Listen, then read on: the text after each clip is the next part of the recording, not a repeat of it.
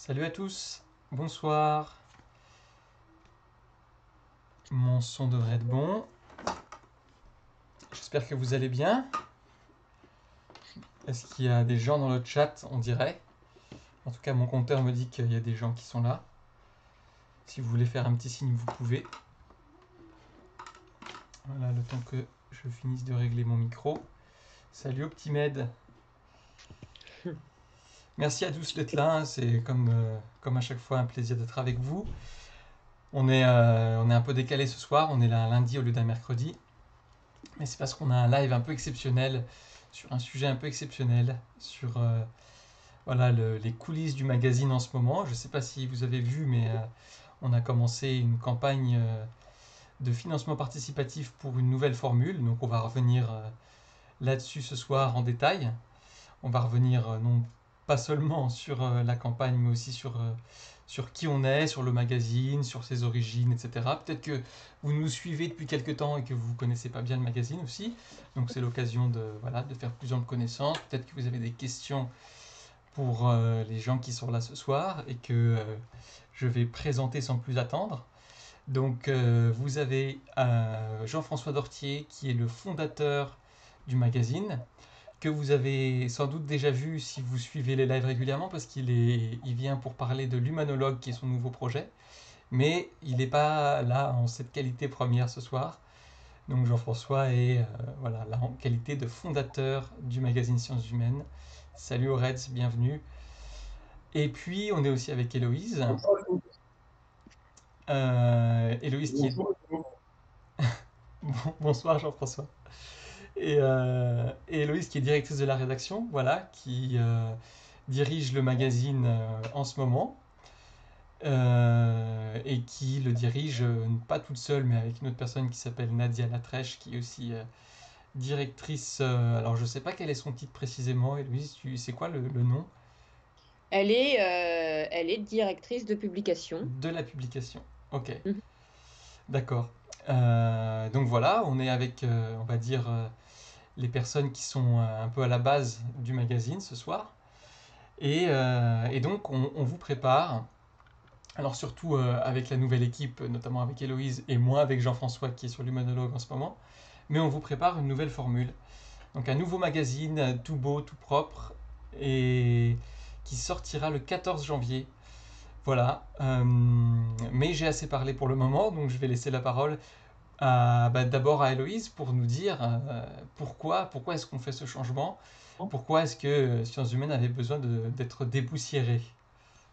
Bonjour à tous, tout d'abord, et bonsoir Hugo. Pourquoi ce changement? Eh bien, parce que les lecteurs changent, les générations se renouvellent, les questionnements sur l'humain, sur les sociétés se renouvellent aussi, les cultures, les références, et puis la presse. La presse se renouvelle aussi beaucoup, avec un nouvel environnement, des nouvelles habitudes de lecture, un nouvel environnement économique.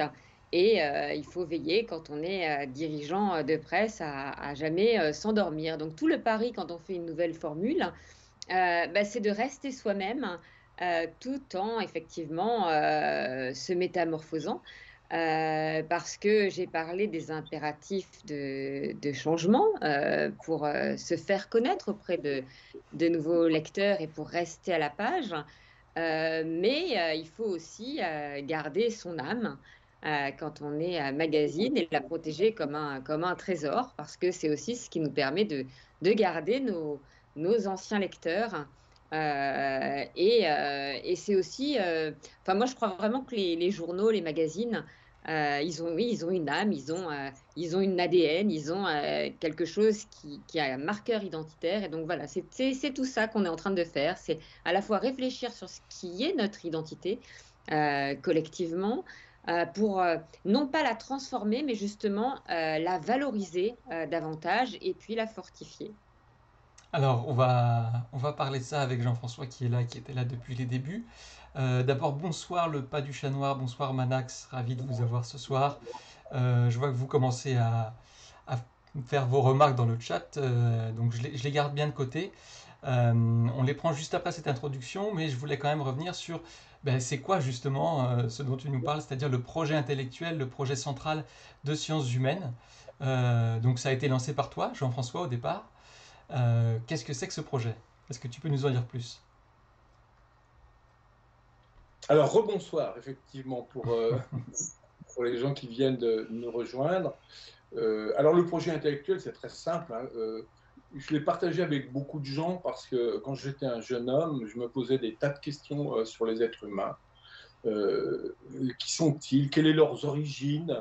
D'où vient l'espèce humaine? J'ai toujours trouvé une espèce assez originale, bizarre, étrange. J'ai même écrit un livre qui s'appelle L'homme, cet étrange animal. C'est un animal bavard qui utilise beaucoup le langage. Mais qu'est-ce que c'est que le langage? Comment ça apparaît dans l'histoire, dans l'évolution? Comment ça apparaît dans la tête des enfants? C'est une espèce créative. Les humains sont créatifs. Mais qu'est-ce que c'est que la créativité et l'intelligence? Puisque c'est aussi une espèce intelligente, c'est une espèce un peu folle, qui a des passions qu'on ne trouve pas ailleurs dans le monde animal. Bref, toutes ces questions-là, c'est des questions un peu de Candide qui s'interrogent sur la nature humaine et la diversité de ses conditions. Et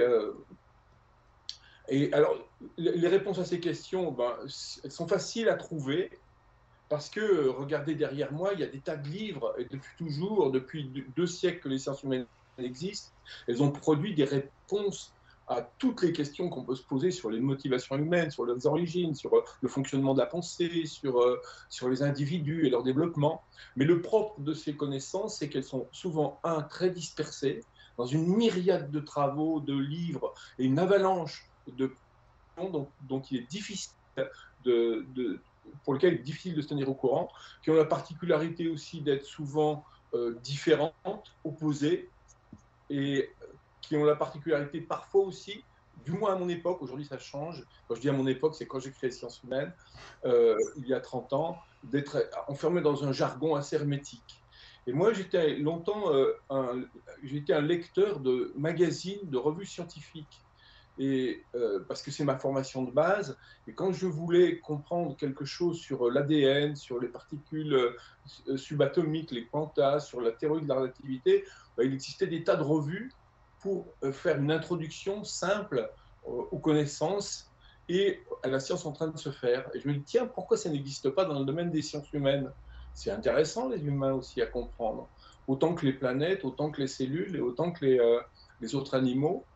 Et cette revue n'existait pas.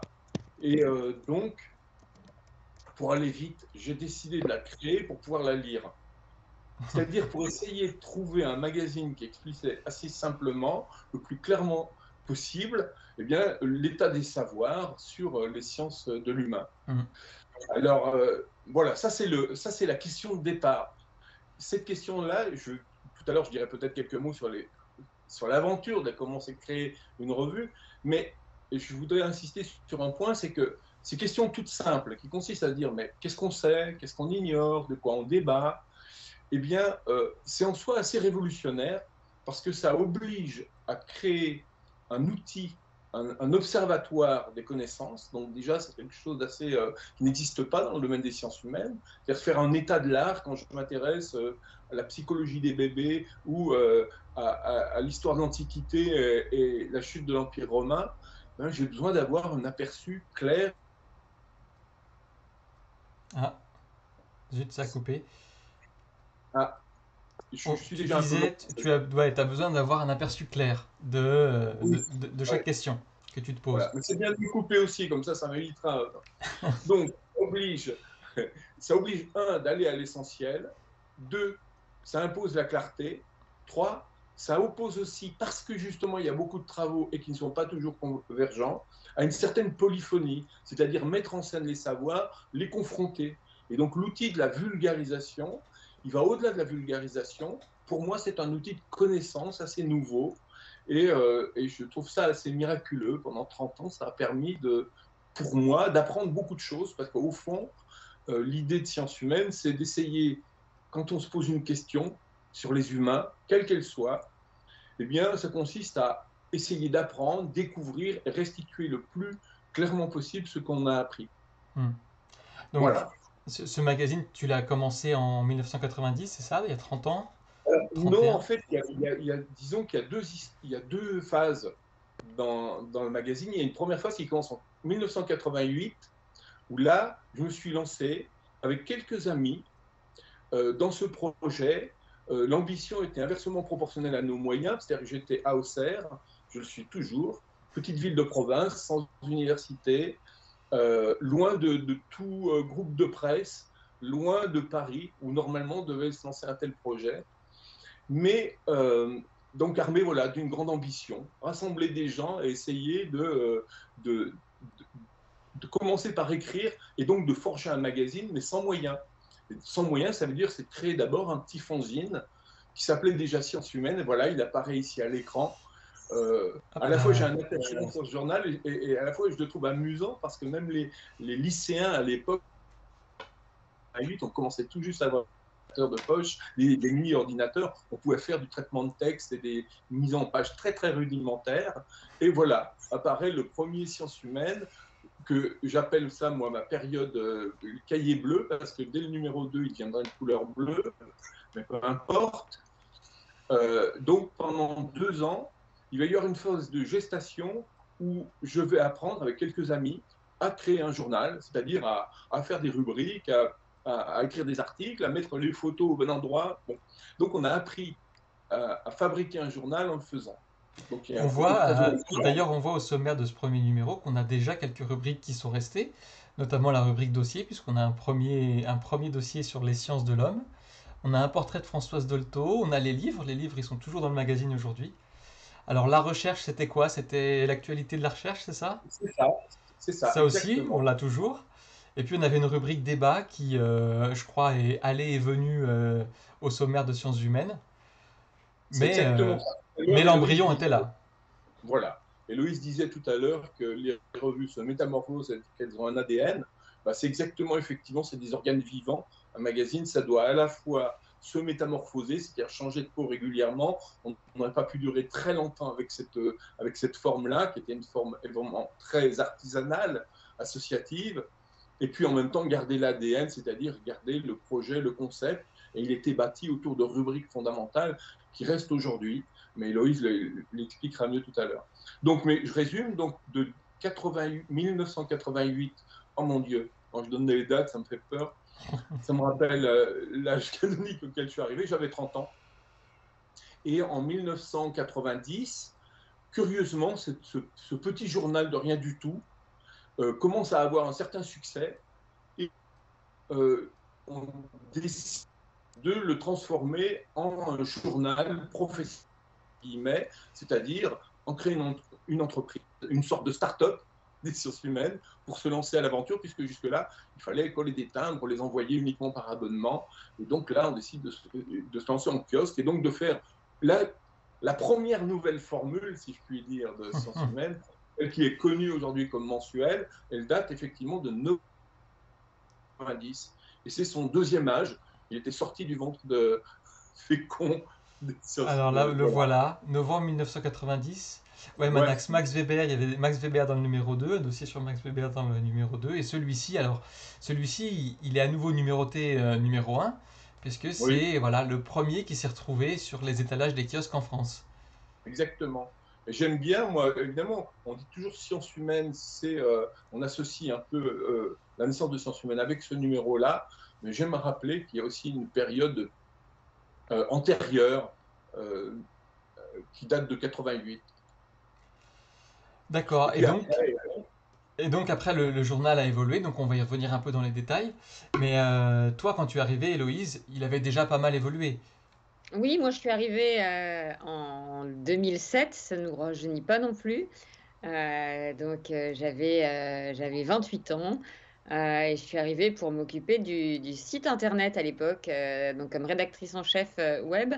Alors Jean-François avait eu l'intelligence de tout archiver et mettre en ligne dès 1997, ce qui était très tôt pour la presse. À cette époque, il y en avait encore beaucoup qui disaient «Oh là là, non, Internet, ça décollera jamais». Jean-François, Oui. qui était à bien des égards un visionnaire, avait tout mis en ligne. Et donc je me suis régalée pendant quelques années, moi, à m'occuper du site internet avant toi, Hugo.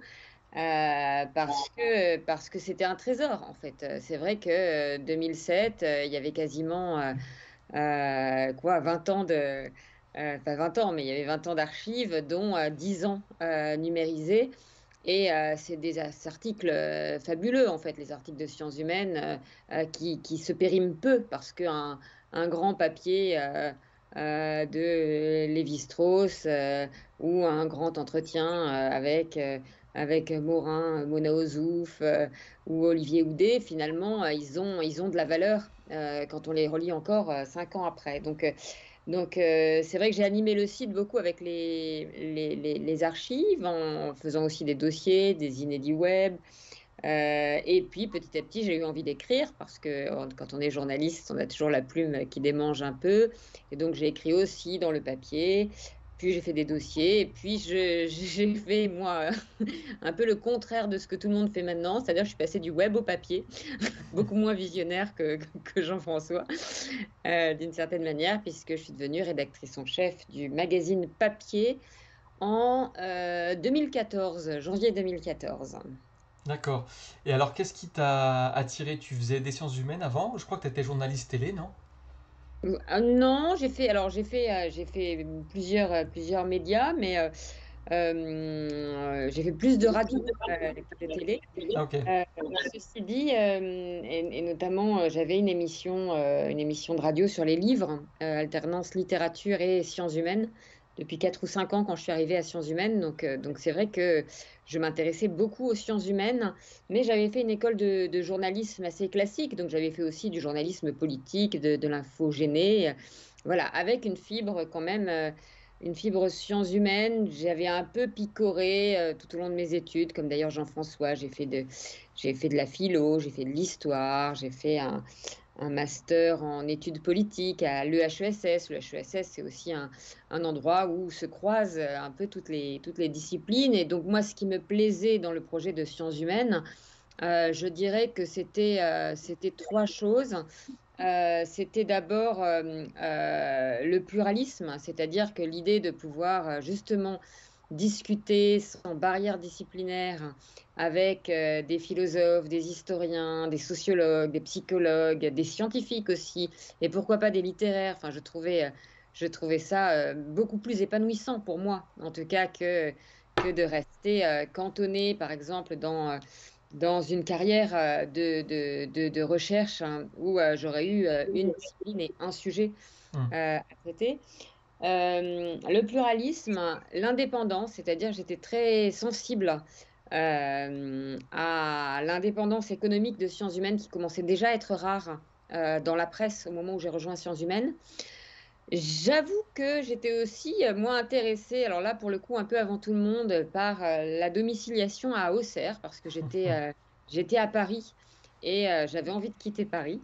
Et donc l'idée de se mettre au vert pour lire, écrire, réfléchir, tout en ayant la mobilité pour aller où on veut, c'était un projet de vie aussi qui me séduisait. Et puis la dernière chose, je disais indépendance, pluralisme. La dernière chose, c'est la dimension très, je dirais, pédagogique de sciences humaines, c'est-à-dire que c'est un magazine qui apprend au lecteur, mais pour apprendre au lecteur, pour enseigner au lecteur, il faut d'abord apprendre soi-même.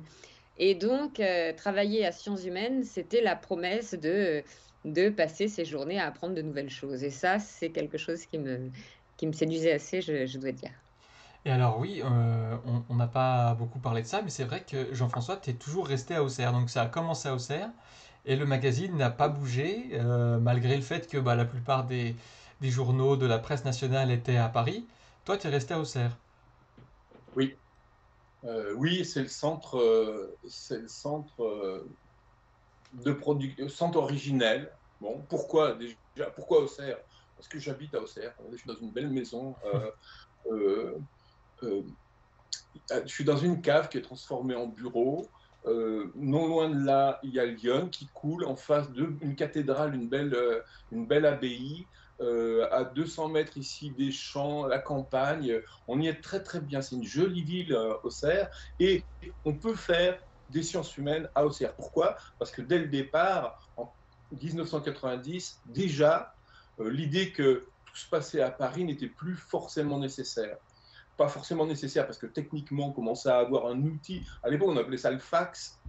On utilisait le téléphone et le fax pour communiquer. Donc, les réseaux permettaient déjà de pouvoir solliciter des gens qui étaient chercheurs à Toulouse, le Mirail, à Marseille, à Paris, en Belgique ou à l'étranger. Donc ça, c'était le fait d'être à Paris n'était pas nécessaire, de rencontrer physiquement les gens. Et puis deuxièmement, par contre, il y a un grand avantage, c'est cette position d'extériorité, ça vous permet justement de ne pas être happé par le milieu parisien, de se retrouver dans le cercle béni qui est Normal Sup, Collège de France et la Sorbonne, vous savez, ce petit monde où se produisent beaucoup d'idées, mais dans lequel aussi on peut très vite être happé par une sorte de conformisme intellectuel. Et donc la position d'extériorité, même géographique, moi j'y tiens, une forme d'indépendance qui ne veut pas dire qu'on est contre, qu'on est loin, mais au contraire qu'on a un certain recul. Donc l'indépendance géographique, l'indépendance par rapport à des presses, alors là, ce n'est pas un choix au départ. Hein. Si une fée économique s'était penchée sur mon berceau, je ne vous cache pas que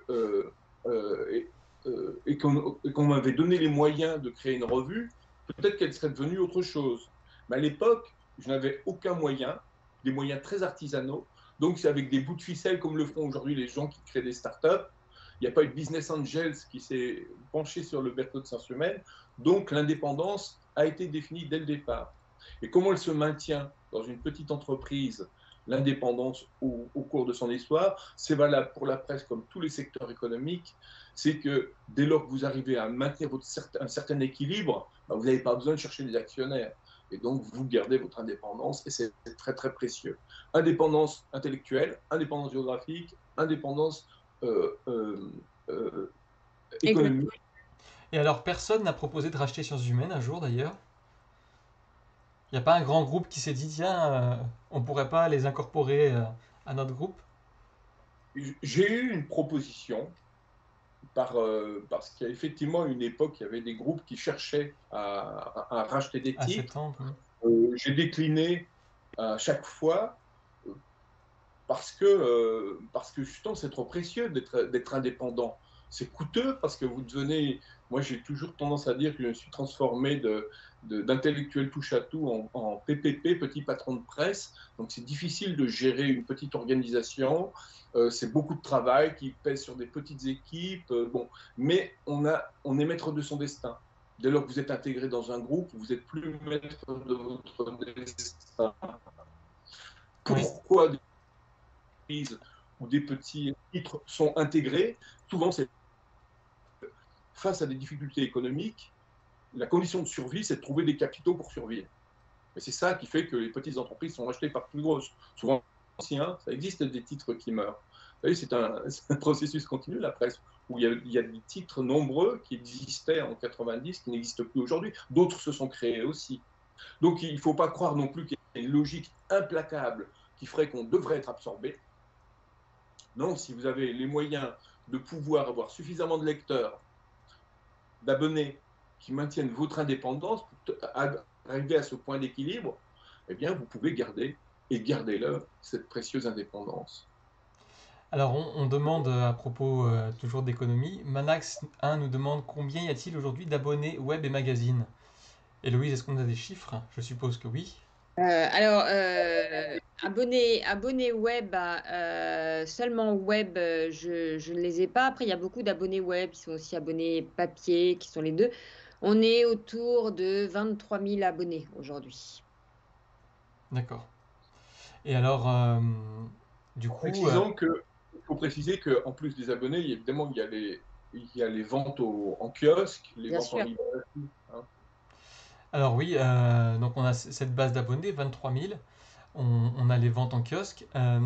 Comment on fait concrètement alors que, comme tu dis, il y a des titres de presse qui disparaissent les uns après les autres, alors qu'on sait qu'en France, les points de vente, les kiosques disparaissent aussi, baissent très régulièrement depuis, alors j'ai pas les dates en tête, mais au moins 10 ans que ça baisse voilà, sans remonter. Comment on tient le coup? Comment on arrive à rester indépendant dans ce contexte? Alors, je réponds. Ah ben vas-y, Jean-François, puis je répondrai aussi. Alors, Ah, bon, bah ça coupe. non, mais simplement pour rappeler, pour répondre à cette question économique. Sciences Humaines a commencé en 90 avec 0 abonné. Et très vite, on en a eu 1000, et puis 10 000 ventes en kiosque. C'était très peu de choses, on était 4 ou 5 personnes pour faire tourner un mensuel. Vous réussissez à survivre un petit peu quelques temps comme ça. Et ensuite, vous créez un hors-série l'année suivante pour pouvoir faire un numéro supplémentaire, toujours avec la même équipe, mais pour avoir un produit en plus. Donc, ce que font beaucoup aujourd'hui les magazines, c'est de multiplier des produits à partir d'une équipe restreinte, ce qui fait peser un poids, c'est important sur les gens. Mais enfin, ça, c'est un moyen de pouvoir diversifier son offre. En 98, on a créé une collection de livres qui était aussi une sorte d'extension de sciences humaines. Mais disons que de 90 jusqu'à 2004, ça a été une croissance permanente. On est parti de 0 à 0 abonnés à 23 000. Je ne sais pas, j'ai plus les chiffres exacts pour les années, au début des années 2000. Et c'est là que le grand phénomène de la crise de la presse est arrivé. Et là, Sciences Humaines, comme tous les titres, l'ont pris dans la figure. C'était l'arrivée effectivement d'Internet, c'était la baisse des recettes publicitaires. Sciences Humaines n'en a jamais eu beaucoup. C'était aussi des changements dans les pratiques de lecture. Et donc, il a fallu se réorganiser et s'adapter. Alors, comment on fait pour se réorganiser et s'adapter? Eh bien, vous faites appel à des sous-traitants, vous faites des économies sur le papier, vous, comme je l'ai dit, multipliez aussi les produits, des hors-séries, des livres, vous faites des nouvelles formules qui sont aussi des façons de redynamiser votre propos pour attirer de nouveaux lecteurs. Vous faites aussi des campagnes. Bon. Normalement, c'est comme ça qu'on arrive, ou pas, qu'on arrive à affronter cette difficile pour la presse. Ça, il faut bien le signaler. Et je m'honore et je félicite les personnes qui me succèdent d'avoir réussi jusque-là ce pari. Parce qu'effectivement, l'être humain n'a jamais, pratiquement jamais, été dans une situation de déficit qui l'aurait obligé soit à mettre les clés sous la porte, soit à faire appel à des capitaux extérieurs, et donc à devenir, j'allais dire la proie, mais pas du tout. En tout cas, devenir une sorte de vassal d'un groupe. Mm. Alors désolé pour le réseau serrois, parfois ça saute un peu, mais on comprend l'essentiel. Alors vas-y, excuse-moi Héloïse, je t'ai coupé. Non, je disais, si je peux ajouter un point, c'est le kiosque est en grande difficulté. Il l'est depuis 20 ans, mais aujourd'hui, il traverse depuis le Covid. Cette crise s'est accentuée de manière très, très brutale et nous met, un magazine indépendant comme Sciences Humaines, en situation de difficulté comme l'essentiel de nos concurrents. Et il faut bien reconnaître d'ailleurs que beaucoup de nos concurrents et amis, parce que les titres indépendants de presse scientifique, culturelle, de qualité, on se connaît, on s'estime, on se respecte. Et il y en a qui ont été mortellement blessés dans cette période. Il y en a qui ont déposé le bilan, il y en a qui ont fusionné avec d'autres. Et nous sommes encore debout.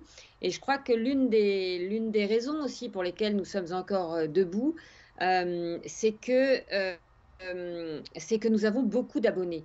Et que nos abonnés ont continué à nous suivre aussi dans cette période, voire on a un petit peu plus d'abonnés cette année qu'il y a un an. Et ça, c'est vraiment à la fois un signe de reconnaissance et un motif d'espoir pour toute notre équipe. Parce que c'est vraiment ces abonnés qui nous font vivre à la fois au plan économique, mais aussi, j'ai envie de dire, au plan psychologique. C'est-à-dire que nous, on sait que notre économie, elle repose sur les lecteurs. Elle ne repose pas sur des subventions, elle ne repose pas sur des annonceurs, elle ne repose pas sur de la pub, elle repose sur des lecteurs. Et le fait de sentir ces abonnés derrière nous, avec nous, qui quelquefois en plus nous font des dons aussi, parce que là en ce moment on a une campagne Ulule, je pense qu'on va en parler, et certains de nos abonnés disent moi je vais pas prendre un abonnement, mais je vous fais un don pour vous fortifier. Et ben ça, je dois dire que c'est l'une des raisons qui fait qu'on est debout et qu'on avance. Je vois que l'une des personnes qui nous je suis web et magazine personnellement, et ben merci, bravo, Merci. et avec vous, on va continuer. Merci à tous ceux qui sont abonnés d'ailleurs, s'il y en a dans le chat. C'est vraiment voilà, sur vous qu'il faut compter si Sciences Humaines doit continuer. Donc voilà, on a parlé un petit peu de comment on fait face aux difficultés, à la crise. Mais moi, j'ai envie de vous demander aussi quels sont vos bons souvenirs, quels sont pour vous les temps forts du magazine, les choses que vous gardez en mémoire et que vous avez aimé faire à la rédac des sciences humaines. Je commence. Allez, Vas-y. vas-y. Alors, les bons moments, ils sont tellement nombreux que j'ai du mal à le faire. Parce que pour moi, Sciences Humaines reste encore aujourd'hui un rêve éveillé. Jamais j'aurais pu imaginer que ce projet que j'avais il y a 30 ans, il devienne ce qu'il est. Et donc chaque jour, je me réveille et je me pince en disant non, cette histoire n'est pas crédible. Même souvent quand je la raconte, elle me paraît pas crédible. Par exemple, et un des objectifs comme créer un journal quand même, et que vous êtes vous lisez des auteurs, c'est de les rencontrer. Donc, le fait de pouvoir rencontrer le premier, voilà, qui vient, le premier numéro, c'était Edgar Morin. La rencontre avec Edgar Morin, c'est encore là, et il reste un ami, et je reste en contact avec lui. Donc, le fait qu'il ait soutenu le projet dès le départ, qu'on se fait connaître aussi à travers lui, il faut bien le dire, hein, ça, c'est une rencontre très forte. Et puis, donc, des auteurs, j'en ai la chance, c'est de pouvoir voir aussi les coulisses des sciences humaines. Donc, de pouvoir rencontrer des gens qui vous montrent un autre aspect des sciences humaines qui ne soit pas simplement celui qu'on connaît à travers les livres, à travers les articles. Parce que rencontrer des gens, c'est voir aussi leurs passions, leurs aveuglements, leur personnalité. Je me souviens, par exemple, d'avoir rencontré un prix Nobel d'économie qui est décédé aujourd'hui, qui s'appelle M. Modigliani. C'était un Italien qui m'avait raconté toute sa trajectoire quand il était passé en France, qu'il avait rencontré un tout jeune étudiant en physique, Maurice Allais, qui était devenu un autre prix Nobel d'économie. Et Maurice Allais me disait, alors il me racontait, il parlait très bien le français, avec un délicieux accent, il me disait, et Maurice Allais, il était dans son garage et il avait inventé la machine perpétuelle. Et il avait cru qu'il avait inventé ça. Et en fait, il était dans son garage et il y avait le métro qui passait par-dessus et ça faisait tourner la machine uniquement par les vibrations. Et alors j'avais compris à travers toute une série d'anecdotes qu'il m'avait racontées sur sa propre vie et celle de Maurice Allais, qu'en fait, cette génération d'économistes étaient tous des ingénieurs mathématiciens. Et à travers ces anecdotes-là, on voyait en fait une forme d'économie qui s'était développée.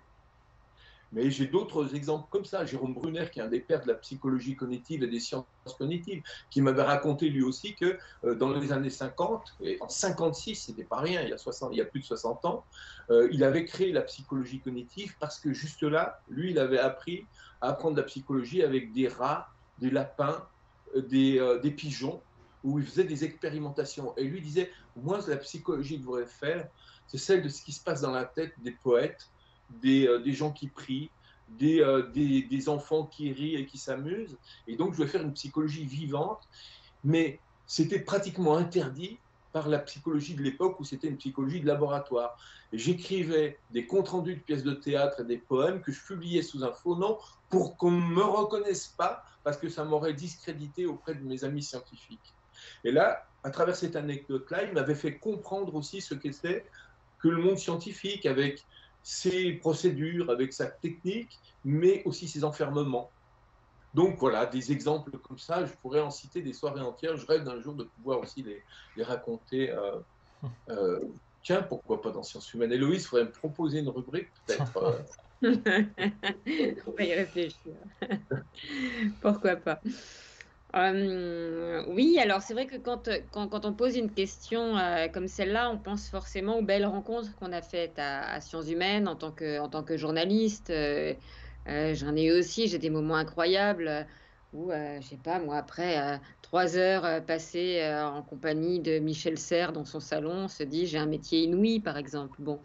Mais il y a aussi des rencontres avec des gens qui sont pas célèbres, parce que c'est une petite équipe, allez, bon an, mal an, entre 15 et 30 salariés, sciences humaines, et donc il y a des rencontres aussi qui se font à l'intérieur. J'étais hier à l'anniversaire d'un ancien webmaster de sciences humaines qui est parti il y a déjà 10 ans, mais qui est resté un copain. Et puis, au-delà des rencontres, il y a aussi le plaisir, presque le plaisir manuel de fabriquer quelque chose. C'est-à-dire que sciences humaines, ce n'est pas qu'une activité intellectuelle, c'est aussi un artisanat. Quand on fait un magazine, on le fait ensemble à quelques personnes, mais on choisit ses photos, on choisit ses polices de caractère, on se dit bah, tel article, on va le mettre sur 2 pages, sur 3, sur 4, on va construire un dossier. Et pour que mon dossier tourne bien, il faut qu'il y ait tel angle, ou tel angle, telle hauteur, tel point de vue et tel point de vue, mais qu'il y ait aussi des points de repère pour qu'on explique la diversité des paradigmes sur ce sujet. Et petit à petit, on arrive à une véritable construction. Et ça, moi, je dois dire que c'est un plaisir qui se renouvelle à chaque numéro. Ok, merci. Salut Manax d'ailleurs, merci d'être passé ce soir. Coritri qui nous dit moi j'ai des tas de lectures en retard, mais je préfère maintenir mon abonnement et lire quand j'ai le temps. Ben, merci beaucoup. C'est ça aussi qui nous fait tenir, comme le disait tout à l'heure Héloïse. Voilà, bah, on a des beaux récits de rencontres. Donc ça, c'est pour vous des temps forts du magazine. Alors, moi, la question aussi que j'ai envie de vous poser quand j'entends ça, on entend des grands noms des sciences humaines. Peut-être que vous les connaissez dans le chat, peut-être que vous ne les connaissez pas. Mais est-ce qu'on a besoin de connaître ces grands noms, de connaître les milieux académiques pour lire sciences humaines? Est-ce que c'est quelque chose qui est plutôt difficile à lire? Bah, a priori, non. C'est-à-dire que nous, notre pari, justement, c'est de parvenir à faire le pont entre la recherche qui, quelquefois, jargonne, qui, quelquefois, est très référencée, et de la rendre accessible à un public non spécialiste. Que des étudiants en psychologie ils puissent s'informer sur ce que dit tel livre de sociologie qui vient de paraître, par exemple. Que tel lycéen qui veut faire Sciences Po, eh bien, il puisse s'informer de ce qu'est la géopolitique ou la sociologie des mobilisations. Qu'un professeur des écoles il puisse faire le point sur les savoirs actuels en matière d'intelligence des enfants ou de psychologie du développement. C'est vraiment en principe ce qu'on essaie de faire. Je dis en principe parce qu'on n'est jamais certain d'y arriver complètement, et ça c'est au lecteur de le dire, mais je me dis que si vous continuez à nous suivre et à être nombreux à nous suivre, c'est qu'on doit parvenir à faire ce travail-là. En tout cas, c'est vraiment l'horizon qu'on se fixe. Oui, d'ailleurs, si vous êtes là dans le chat et que vous voulez nous dire pourquoi vous lisez sciences humaines, ce que ça vous apporte, n'hésitez pas, on lira aussi vos témoignages ensemble ce soir. Est-ce que Jean-François, peut-être tu voulais ajouter quelque chose? Sur le niveau de lecture de sciences humaines, je suis toujours embarrassé par cette question parce que c'est difficile de le définir quand on pose la question, mais à qui vous adressez, quelles sont les connaissances préalables qu'il faut pour entrer dans le monde des sciences humaines. Alors, moi je croise 2 réponses. Une première, c'est si on compare sciences humaines à une piste de ski, vous savez, il y avait les pistes vertes, c'est pour les débutants, bleu, un peu plus Eh bien, décidément, ski, la connexion a du piste, mal. les gens qui sont plus confirmés, pour les... voilà. Alors, si on ne suit pas piste verte, c'est pas fripounet, fripounette. Et c'est vous aussi les niveaux de lecture. Pour moi, ça, c'est quelque chose d'assez important. C'est une sorte de supermarché du savoir qui fait que quand vous êtes étudiant, ben, vous découvrez parfois des domaines, puis vous avez envie d'approfondir des sujets clés, puis vous avez envie de regarder sur le côté. Si vous faites des études de sociologie, vous avez entendu parler forcément des sciences cognitives ou de l'éthologie, eh bien, vous voulez savoir ce qui se passe à côté. Donc, l'idée, c'est à travers des niveaux de lecture différents, des points de repère, des articles de fond parfois, des entretiens, des rubriques livres qui peuvent paraître parfois assez, comment dire, même oui, diversifiés dans leur niveau de lecture, s'adressant à des publics assez différents, eh bien, ça permet à chacun de pouvoir faire son miel, de pouvoir avoir des références pour aller plus loin, parfois des articles qui sont exigeants, qui sont toujours clairs. L'exigence, la seule qu'on a de nous, c'est de pouvoir se dire, et on se lit nos papiers entre nous, hein, c'est de pouvoir se dire, est-ce que c'est compréhensible ce que je viens d'expliquer là? Et on fait un pari sur l'intelligence du lecteur aussi. Je ne dis pas ça uniquement pour faire la démagogie, hein. C'est-à-dire qu'il y a un certain niveau d'exigence qui, pour connaître le savoir, eh bien, il faut lire parfois 2 fois, reprendre les choses. Mais donc voilà, c'est un travail, c'est une alchimie qu'il faut trouver entre le côté divertissant, le côté humain dans les sciences humaines, et puis cet aspect aussi scientifique qui est celui de la rigueur. Et voilà. C'est ça l'alchimie de la revue. Ok. Merci Cléora pour ton message. Ça fait plaisir de t'avoir à nouveau dans le chat. Donc si vous ne savez pas, Cléora était passée nous voir en live il n'y a pas très longtemps. D'ailleurs, vous pouvez retrouver le replay sur notre chaîne YouTube. Donc Cléora nous dit que ça m'apporte d'aborder des sciences et des sujets pour lesquels je ne me serais pas intéressé de moi-même. Alors on a aussi ce rôle-là. Je suppose qu'il y a un rôle d'éclaireur. C'est que on n'est pas seulement là pour vous donner à manger dans la discipline que vous connaissez le mieux, mais aussi pour ouvrir un peu vos horizons. Héloïse, est-ce que tu es d'accord avec ça? Ah, 1000 fois d'accord. J'ai fait le dernier éditorial du dernier numéro, là, on envoyait la couverture tout à l'heure sur Edgar Morin, sur la curiosité. Je crois que au-delà d'éclairer, c'est avant tout effectivement aller mettre son nez dans des recherches qui nous parlent aussi bien de l'état de la société, des peintures rupestres, de l'économie de l'industrie spatiale américaine, des pionnières du féminisme, et de tricoter comme ça un magazine tout à fait singulier qui a vocation à susciter la curiosité, à l'entretenir et puis à y répondre. Mais c'est ce que nous dit aussi Oreds. Oui, je suis d'accord. À chaque article que je lis, je m'intéresse toujours à des thèmes qui ne me semblaient pas intéressants. Et c'est vrai que moi aussi, je trouve que c'est un des intérêts des magazines papier, en fait, par rapport aux choses qu'on trouve sur le web. En général, quand on regarde sur le web, on clique sur un article qui nous intéresse, ou alors on fait une recherche et on trouve un article sur notre recherche. Mais quand on a un magazine papier, ben, on n'a pas seulement l'article qu'on est venu chercher, on en a tout un tas autour. Et des fois, ben, en lisant un article qui semblait inintéressant, on se retrouve à voilà, découvrir un nouveau champ qui suscite de l'intérêt chez nous. Donc ça c'est aussi, je trouve, un des intérêts de lire encore du papier aujourd'hui. Alors bon, il y aura encore pas mal de choses à dire.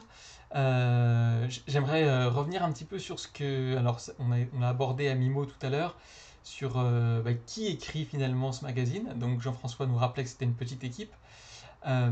Aujourd'hui, on reste une petite équipe. La rédaction est quand même plutôt restreinte. Alors, comment on fait pour écrire un magazine complet qui paraît tous les mois avec les hors-séries qu'on a aussi régulièrement? Comment on fait avec une si petite rédaction? Alors, la rédaction n'est pas si petite. Elle a été. Jean-François disait qu'ils étaient 3 hein, au début de Sciences Humaines.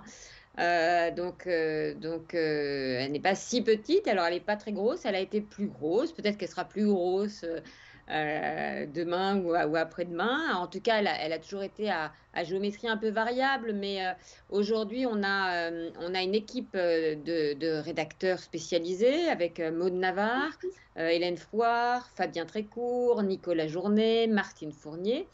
Et puis également toi, Hugo, qui écris dans le magazine, moins souvent parce que tu as plein d'activités dans sciences humaines, mais tu écris aussi. Et puis nous nous sommes entourés de collaborateurs plus ou moins réguliers, mais souvent ils sont très, très réguliers et ils font partie aussi de l'équipe. Et certains vous retrouvez leur signature dans chaque numéro. Je peux citer par exemple Laurent Testo en histoire, Michel Lallemand et Frédéric Le Tourneux en sociologie, Marc Olano ou Héloïse Junier en psychologie, Béatrice Caméraire qu'on va retrouver, je crois, la semaine prochaine dans ce chat qui couvre notamment les questions liées à l'éducation, Thomas Lepelletier en philosophie des sciences, je vais en oublier, donc je vais me faire taper dessus, mais nous avons quand même une équipe, je trouve, très, très compétente, qui est mobilisée aux côtés du noyau dur de la rédaction. On va aussi avoir, avec la nouvelle formule de janvier, de nouvelles signatures qui vont apparaître, comme l'historien des idées François Doss, qui aura une chronique régulière. Donc voilà, il y a des rédacteurs très, très réguliers au-delà des chefs de rubrique que l'on peut voir dans l'Ours. Et puis je veux insister aussi sur un point quand même, Hugo, qui rejoint un peu ce que je défendais tout à l'heure sur l'artisanat sciences humaines, c'est que sciences humaines, ce ne sont pas que des signatures. C'est vraiment un artisanat collectif auquel participe toute une équipe. Et derrière les noms de ceux qui ont leur signature dans le journal, il y a quand même, il y a une équipe qui est aussi mobilisée sur la maquette, Isabelle, sur la fabrication, la correction, la promotion, les ventes. Et tout ça dessine une architecture qui est particulière et qui est celle de sciences humaines. Mais en tout cas, c'est vrai que c'est plus l'ouvrage d'un homme, Jean-François Dortier. Il y a un collectif vraiment derrière sciences humaines. Oui, je me permets de préciser deux choses. Ce que vient de signaler Héloïse, c'est effectivement l'équipe de rédacteurs. Je vais en dire quelques mots. Mais il y a aussi tous les universitaires, les chercheurs ont fait appel. Et voilà. Je voulais vous emmener aussi sur ce terrain. Ça a toujours été un mariage entre des journalistes et des auteurs, ce qu'on appelle nous des auteurs, qui sont des universitaires, des chercheurs qui sont spécialistes de leur domaine. Quand on fait un numéro sur les neurosciences, il faut faire appel à des spécialistes de neurosciences. Quand on fait des numéros spéciaux sur l'histoire antique, on fait appel, souvent d'ailleurs, comme on dit, aux meilleurs spécialistes, c'est-à-dire ceux qui sont à la fois des compétents dans leur domaine, reconnus et qui ont une belle plume pour pouvoir bien expliquer. Et ce mariage, il est fondateur de sciences humaines, cette alliance entre les journalistes et les universitaires et chercheurs, qui ne sont d'ailleurs pas uniquement franco-français.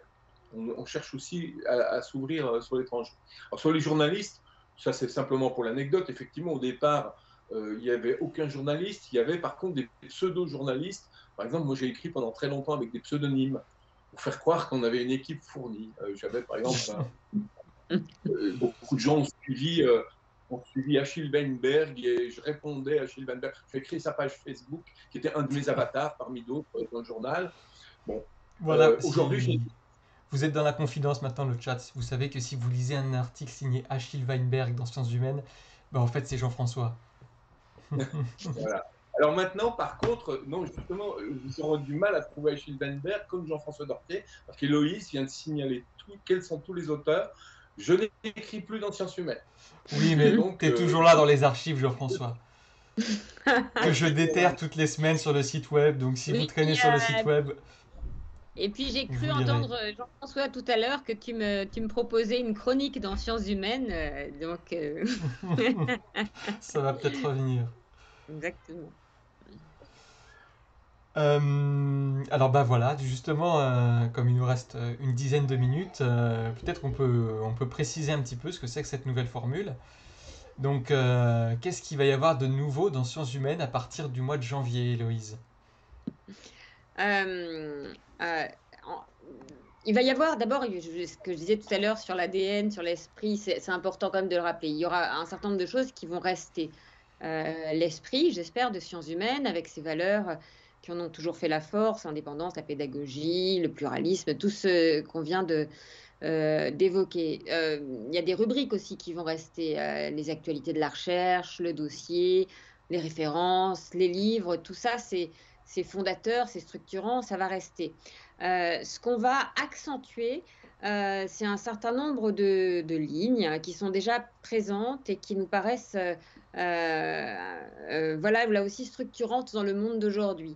Donc sur les papiers, sur le ton, ce sera à la fois d'abord un peu plus, encore plus de réflexivité, de recul scientifique, un peu plus de débat aussi, c'est-à-dire il y aura des rubriques vraiment consacrées au débat, un débat à la fois contradictoire, informé et apaisé contre le marigot des empoignades et du clash qu'on trouve souvent sur les réseaux sociaux et pas que sur les réseaux sociaux. Donc avec une rubrique ça va s'appeler Enjeux, qui chaque mois prendra à bras le corps des grands enjeux de société, avec une rubrique, une chronique aussi régulière de Nicolas Journet qui a dirigé le numéro, certains d'entre vous l'ont peut-être lu, qui s'appelait Le Clash des idées. Donc là, tous les mois, il va faire une chronique sur un débat scientifique, intellectuel, culturel. Il y aura également plus d'ouverture à l'international. Nous allons y veiller, notamment dans la rubrique livres, mais aussi dans les dossiers où on essaiera d'aller voir davantage ce qui se passe, ce qui s'écrit, ce qui se discute ailleurs, parce qu'effectivement, la pensée ne s'arrête pas aux frontières de la France. Et puis, on va essayer aussi d'accentuer ce qu'il y a d'humain dans la recherche. Tout ça, c'est déjà présent dans Sciences humaines, hein. Ce n'est pas des révolutions, mais c'est des accentuations. Dans Sciences humaines, il y a science et puis il y a humain. Et moi, je crois qu'il n'y a pas de science sans humain, c'est-à-dire qu'il n'y a pas de théorie sans histoire, sans contexte, sans rencontre, sans rêve, sans erreur, sans errance. Et c'est aussi toute cette histoire-là qu'on a envie de raconter dans Sciences humaines, en faisant des portraits de chercheurs, en faisant du reportage aussi, c'est-à-dire en ayant des formats d'écriture un peu plus narratifs. D'accord. Oui, Aurel dit oui, le papier est très bien, mais votre présence ici ce soir montre aussi notre intérêt pour les contenus web. Alors oui, c'est en effet une nouvelle formule papier, mais on sera toujours présent sur le web. Bon, le site restera le même pour le moment. Il a été refait il n'y a pas si longtemps, mais voilà, les contenus du papier vont se retrouver sur le web aussi, donc vous verrez un petit peu la nouvelle direction dans la continuité. Et puis nous, on sera toujours là. En tout cas, moi, je serai toujours là sur Twitch aussi pour discuter avec vous. Joliment dit, Héloïse, nous dit Coritri. Voilà. Pour... Et juste sur le web, je veux insister sur le fait que Sciences humaines est une entreprise qui s'est souvent transformée ou qui a toujours tâché d'évoluer. Et là aussi, c'est pas parce qu'on a refait le site l'an dernier que le site va pas être amené à évoluer, se développer. En tout cas, ce sont des choses qui sont toujours à discuter avec Hugo notamment. Vous voyez, vous avez le Twitch qui est une initiative récente qui a été portée par la rédaction.